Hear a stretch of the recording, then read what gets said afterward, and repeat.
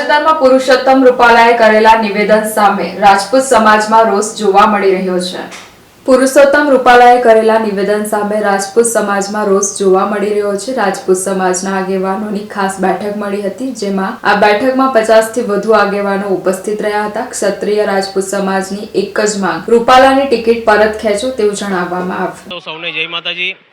આજ રોજ મીટિંગ એ અનુસંધાનમાં રાખી છે જે રૂપાલાએ જે બખાટ માર્યું છે, જે ક્ષત્રિય સમાજને દુઃખ પહોંચાડે એવા શબ્દનું વર્ણન કર્યું છે, રાજા રજવાડા ક્ષત્રિય સમાજ વિશે જે વર્ણન કર્યું છે, ક્ષત્રિય સમાજે હંમેશા દેશ માટે પોતાનું મસ્તક આપ્યા છે, પોતાનું જાન નિછાવર કરી છે, પોતાના રજવાડા આપ્યા છે, અને એવા સમાજને જો લાંછન લગાડવાની આ રૂપાલા જેવા અમુક ચૂત બેકાર માણસો જો આવા શબ્દનો ઉપયોગ કરતા હોય તો એ યોગ્ય ના ગણાય।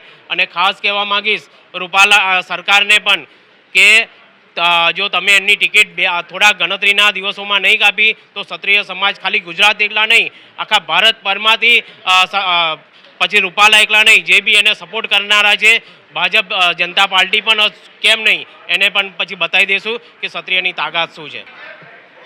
આજે વડોદરાના રાજપૂત સમાજ ભવન ખાતે સૌ ક્ષત્રિય સમાજના આગેવાનો, ફક્ત ક્ષત્રિય સમાજના નહીં પરંતુ મરાઠી સમાજ અને અન્ય સમાજ પણ આજે અમારી સાથે જોડાયા છે।